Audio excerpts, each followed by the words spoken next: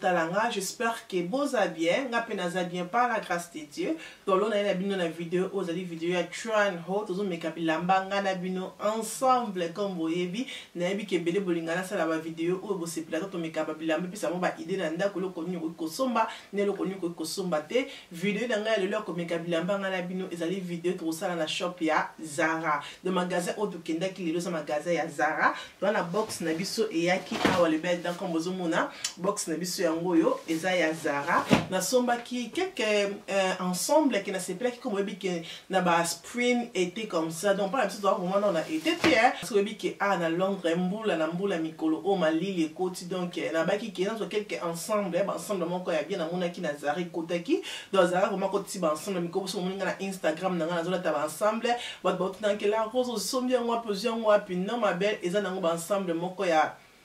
plastique qui a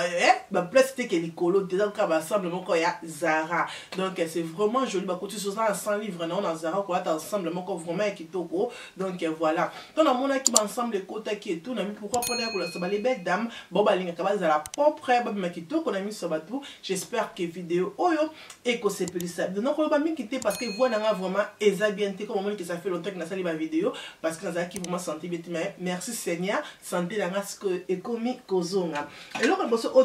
ensemble, vraiment ensemble préféré. Et ça vraiment la tongue I was like, oh my god, is this from Zara? Dans ce peu là qui est ensemble, oh yo, na kola ki sabino, ezali veste ya rouge. Oh my god, ma belle, n'a mon coton dans la ensemble oyo. Le bizarre même sous mon ton la tonu loli, oza même pas la pensée que bataba lula yo moko déjà mi loli. Donc ça qui ndenge moko na ensemble oyo ezali veste na pantacourt. To bonne besoin na veste na ma belle zoate un côté la vraiment veste oyo, veste moko vraiment jolie, vraiment couleur na couleur moko vraiment ya été. Donc veste au couleur avec beaucoup de choses. Au couleur on a pantalon noir, pantalon pembe, jupe, collant, nyonso kolata au cuir donc au kolata avec tout veste même c'est comme ça comme bozomona c'est comme ça avec ba bouton et là c'est plus ici dans Zara parce que ça a vraiment la ba détail bien donc ba bouton donc on bâtit ça ba bouton ya gold ni bozomona voilà c'est vraiment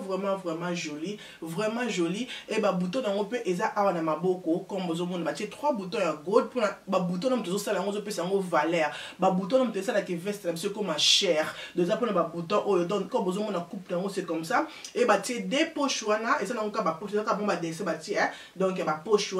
et na sima nango c'est vraiment simple et na mapeka nango ba tu libiso ba pad na mapeka parce que c'est ça qui m'a linga te que veste ezanga ba pad na mona so veste ezanga ba pad bimaka moins cher mais ce que ça ba pad bimaka vraiment ya cher donc net o ba cheli biso ba pad awa na mapeka ba pad ba c'était mais ce que là tiens on a nzoto ma belle au monde on a nzoto na la tête c'est vraiment joli j'adore j'aime bien et veste langa on a taille M na zo la taille M parce que la linga kite que ezalanga trop bagi na nzoto na nga ke ezalanga ndevandinga na nzoto comme ça j'aime dans la zone la taille M parce que na kiti na nga kite que taille L parce que peut-être comment la taille L et kozalanga monene dans la zone de taille M prix dans nos qui n'a pris ya 60 livres donc 59 livres 99 60 livres qui n'a CLT full price parce que ça va nouveauté oyo et koti na Zara c'est vraiment joli j'aime et to kota na pantacourt nango j'aime bien oh bien on retrouve comme ça si tu veux ensemble comme ça comme on a l'attaqué si tu veux mais ce qui pour lingi to kola taper ka pantalon nango moko tika moi polo moko ya pembe ya bien basket moko ya pembe ya se donc ouais tu go que notamment barbecue na yo okola to pela talon qui peut faire type ya mariage ça dépend quand nde moko olingi ola to okola to likolo na talon okola to na se ata la basket c'est vraiment joli et pantalon court pantacourt non c'est comme ça c'est vraiment joli j'aime bien couleur j'aime donc pantacourt non ba teli biso ba ils ont encore 6 boutons, il y a 3 boutons ici, donc 3 boutons ici comme vous voyez, et ça les 6 boutons, vraiment, ça. J'adore. Les pantacourt, moi bassin, j'aime bien vraiment ça, vraiment high waist, mon coya bien. Pour les problèmes sur un pantalon, mon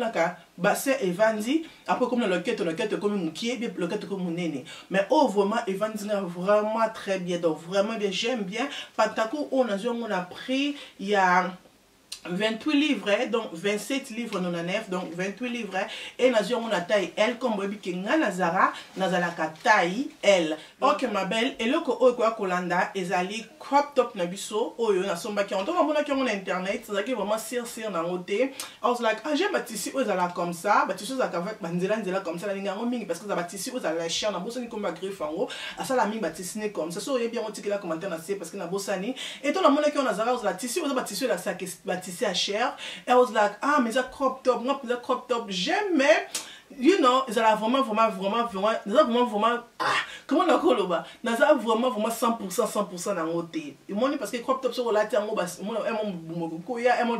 la plaie dans ça dépasse, c'est un jour, au couleur de la crop top. Anyway, dans la crop top, on a ces là qui n'en ont, maintenant, on est dans zoto, on a qui vraiment si dans le si dans le garde, on bien sûr dans le son qui s'en parce que ces là, n'en ont vraiment, anyway. Mais c'est comme ça qu'on besoin de crop top, c'est comme ça, on a vu en haut, ils allaient na taille M, parce que comme ils ont bloqué ça oversize, ils ont crop top, ils ont même né dans zoto, ils ont bien donc c'est ça qui n'a été dans na large, parce que nous avons mis na crop top na la qui na large, parce que ils allaient que étiquette na les boum c'est mamouké, mais oh comme ici dans vous avez na M, mais ils vont dire un peu bien, mais ils ont vraiment que le comment vraiment pas la CPL en haut, donc oh moi je suis pas cerqué n'a qu'au garder en haut, mais c'est comme ça anyway, et ça comme ça comme besoin beaucoup na on déjà épanza na bongo, ne besoin mon après avant la sina biso à baché élastique pour na evanda yo bien, baché élastique pour na evanda bien et na simanango baché singa awana awa pona ekangama parce que sunute eko ene son asin nzoto nyoso ezalo libanda, donc c'est ça qui baché singa on a sima comme ça comme bon c'est vraiment simple et j'aime bien couleur nango c'est vraiment joli, la couleur ba olive, donc c'est vraiment joli, j'aime. Et crop top oyo na soma qui on a pris à 30 livres, donc bachango bon a pris il y a 29 livres nous na 9 to bakaka 30 livres. Crop top na biso et na pantalon pantalon aux ala venza qui a sopana pantalon au soza mukuse ma belle et simba te de fois vraiment moi moulai pour na ola ta pantalon nango oh non là c'est no pantalon nango c'est comme ça, c'est vraiment simple pantalon baché. Donc ici, ils n'ont même pas d'élastique, la simalango et une tirette ils ont la tine bozomona, mais j'aime bien tissu, aussi les cartons en robe, on a gardé, mais j'aime pas vraiment comme ils ont ça dans les autres pantalons, ils ont ça dans le quoi, ils ont vimbisa quoi, comme dans le bateau, ils ont le que zanga moi taille, il y a des trucs qui ont ma caste mais et ça la forme, mais oh ça qu'ils ont vimba vraiment, j'aime pas, donc voilà, donc c'est comme ça, anyway, ils ont vraiment les pantalons comme la vie que sous un mon coussé, pantalon ou simba, t'es de fois à moi moulaï pour et simba. Donc pantalon on a pris il y a 50 livres, donc 40 livres on a 9. Ah, c'est vrai, balinka 40 livres on a 9, 30 livres on a 9. On est là-bas on a 9. Anyway, on a pris à 40 livres nous a 9 et nous avons la taille M. Taille M parce que ça va pantalon est minéné, donc si vous avez les boumou peut-être loquette parce que loquette ça même pas d'élastique, mais si vous avez les boumouté loquette de coco parce que loquette vraiment très bien et ah on peut faire couler qu'à na S, faire qu'à na S mais et nous ça tissu est bien de la comme minéné. Je pense pas qu'il n'a qu'au garder en haut. I'm not really sure but I'll think about it. Le quoi M ça s'appelle dans côté. I'm not sure anyway. Yo tika na commentaire na c'est comment yo moni ensemble na biso comment na crop top mon qu'on a sepela ki na ngoza la ki crop top ya pembe et quand la mona qui en like ah j'aime bien comme you know mode na banga la tête en internet j'aime après ton amonyo landa cause c'est trop vraiment tout vraiment trop nzoto libanda mais j'aime bien ça ko la tiango au côté na carreau du grand au côté on a c'est à blazer ou bien au côté on a c'est à chemise ça dépend seulement mais j'aime bien c'est vraiment joli ça mon dos au côté que beau tête vraiment les bons plats ça va vraiment faire joli na c'est pas là qui na ngo et c'est vraiment simple tout ce bon monde comme ça et ça comme nzoto ne bon monde bien comme les ali c'est vraiment joli j'aime bien mais et ça moi mon nez na qu'on a taille L na qu'on a elle parce que comme la bec grand crop top dans la ligne taille amné pour na evandanga bien mais malheureusement oyo na mi pandi awa ezakinga vraiment minene donc simbinga vraiment donc faut na que dans la taille amké et ça dans la taille amké et tikanga trop li bon libanda c'est ça qui non que c'est maintenant zoom sur donc la taille amké mais j'aime bien c'est vraiment sexy c'est vraiment joli comme la bec la moto à beauté et ça est vraiment kitoko crop top on a taille comme la beza taille elle est pris dans ozaki 17 livres 99 to bakaka 18 livres donc vraiment simple mais c'est sexy. Et là, quand on a ma belle, ils ont chemise. On a vraiment la chemise à rose thé, donc chemise à pink, bon, on a la thé. Et on a mon chemise d'habitude, on a CP là qui n'a pas parce que la chemise comme ça, on avec beaucoup de choses, jean,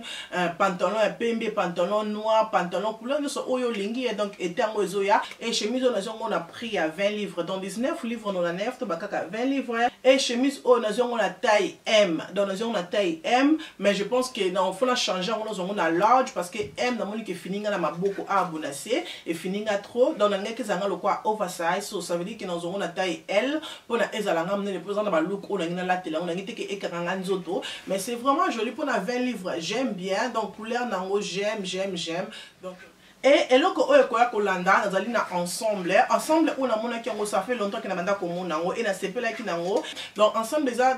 top, donc top ne soit pas top chemise dans le beza le beau comme encore ne bozo mona wana c'est comme ça et le beau kunango moko donc on est eza liboso et simanango c'est comme ça au mona ngo bien nzoto simanango c'est comme ça et na mi panzi nango awa comme bozo mona basali ngo moko benda wana basali ngo moko benda wana eza ba tissu o benda na kate ça vraiment ba tissu ça vraiment coton et benda na kate ça vraiment makasi donc il faut za taille na yo na chemise oyo bien top oyo na soit qu'on a taille L dans une taille L et n'a pris dans qui pris à 50 livres à tabino moko chemise kaka so peut top so peut chemise to ko benga ngoto ebité donc top chemise donc c'est top quoi donc top na biso oh bah on a pris à 50 livres et top oh et ça ensemble na jupe nango c'est comme ça jupe nango ezali c'est même ba jupe za ka jupe à tout droit comme bozomo na tout droit et ezali na fente awa pembeni na mupanzi eza na fente et eza na étirette pe na sima na étirette na sima et na mupanzi nango awa batimo ba plus wana comme bozomo na bopona et ça la ka moi fantaisie dans la jupe au na taille L et prix nango pesa ki 50 livres donc 49 livres 99 et là que quoi kolanda ma belle ezali veste oh my god on a mona ki veste oh j'aime bien on a ki oyo na couleur zaki ya pink mais malheureusement ya pink ya rose et silaki donc na ki ozosko na rouge nango j'aime bien ngalinga veste mi na mona ki veste ça la biso vraiment mutambongo quoi pour veste que na la nuance veste ko bete na soirée ko bete na fête donc veste ça n'est pas qu'après sur la télé donc j'aime bien vraiment et tissu nango za tissu oza ba ya ba différents tissus non bouton de tissu nango déjà eza ba tissu za kwa tissu makasi wana ba tissu que j'aime bien na bikuti comment benga sous tissu yango na bosani kombo nango j'aime vraiment et eloko sepeli singa na bona za ko basala ba bouton na bango sala ka vraiment kitoko bouton de batili biso ba god wana liboso bouton de ba god wana eza biso liboso ba bouton et batili biso biso ba bouton ngo awa na maboko comme bozomona j'aime bien vraiment et eza na deux poches na mopanzi wana de bozomona et na deux poches et na sima nango c'est vraiment simple na sima nango simple veste simple et veste na biso oyo nazo yango na taille L na moni ke fininga pardon nazo na taille M na moni ke fininga moi mukie donc le que na changer on a taille L parce que ça différent tissu na oyo rouge na l'accès na liboso oyo ça quand même moko fina mukie donc faut na meka na L na ngoto na ko 8e oyo pour na ce qui L et kokokanga bien mais veste oyo ezaki na prix à 60 livres pour botter kaka veste ça ensemble et ça veste yango moko ezaki na prix à 60 livres donc voilà c'est vraiment joli donc batanga ba spring boy moi mon côté azanga ka veste na kati ndako moi mon côté azanga ka blazer na kati garde-robe né donc faut ça moi ba couleur 3-4 couleurs noir blazer rouge ezanga kate noir ezanga kate au cause la peine moi rose na yo pourquoi pas pembe pourquoi pas nude donc ça dépend au appeling mais 5 couleurs on a ce ça ndako déjà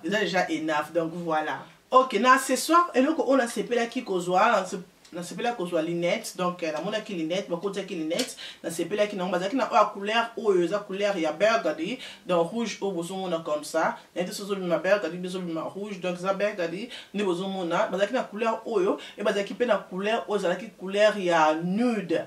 ezaka ndenge moko modèle moko mais ya nude mais na préféra ki parce que la linette na presque marqué na nude et na préféra ki na zongo na rouge nango donc non mais que la on a tout pour mon na elongi pour mona donc la make on est pour mona c'est comme ça